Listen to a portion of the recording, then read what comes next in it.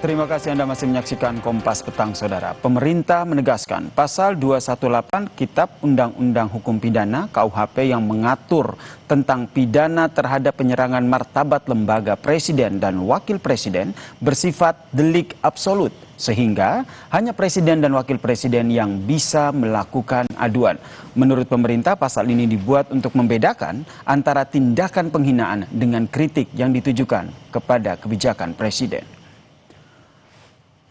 Menteri Hukum Sutarman Andi Atgas mengatakan pasal tersebut tidak akan digunakan untuk membungkam kritik. Ia menyebut terdapat perbedaan jelas antara kritik dengan penghinaan. Karena itu, penghinaan presiden dan juga wakil presiden tidak bisa digunakan untuk menjerat pihak yang mengkritik kebijakan presiden. Saya rasa tadi sudah sangat clear ya kita jelaskan bahwa yang pertama ini bukan pasal yang baru, ya. Kemudian yang kedua harus dibedakan antara mana yang kritik, mana yang penghinaan. Saya rasa teman-teman sudah pasti tanpa perlu membaca Kitab Undang-Undang Hukum Pidananya, teman-teman pasti ngerti. Di publik pun tahu mana yang batasannya namanya menghina maupun yang kritik. Dan saat ini pun juga pemerintah sampai saat ini ya, saya rasa belum pernah ada satupun langkah yang diambil yang terkait dengan hal-hal yang terkait dengan kritik, ya nggak pernah ada ya. Sementara Wakil Menteri Hukum Omar Syarif Hiyari menjelaskan tentang pasal 256 KUHP tentang demonstrasi.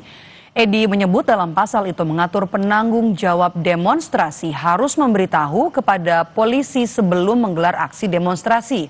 Hal ini dilakukan agar polisi melakukan pengaturan terhadap lalu lintas. Menurutnya demonstrasi berpotensi membuat kemacetan lalu lintas.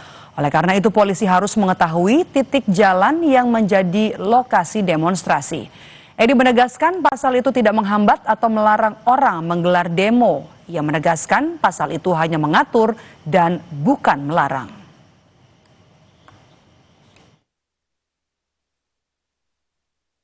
Intinya harus memberitahukan kepada polisi.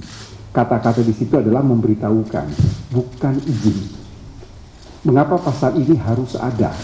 Ya, sekali lagi mengapa pasal ini harus ada?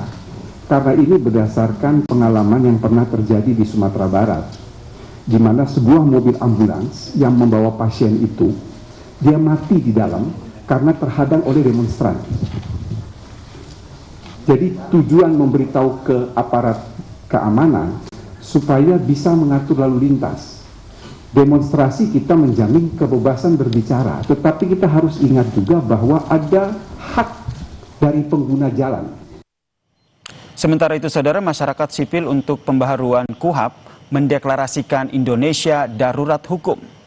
Ketua Umum YLBHI Muhammad Isnur mengatakan KUHP 2025 mestinya membenahi praktik penegakan hukum pidana yang selama ini bermasalah seperti kriminalisasi, penangkapan, penahanan, penggeledahan, dan penyitaan sewenang-wenang. Namun KUHP baru tidak menyasar beragam persoalan tersebut. Hanya membenahi sedikit substansi, tapi tidak memperkuat pengawasan dan juga akuntabilitas penegakan hukum.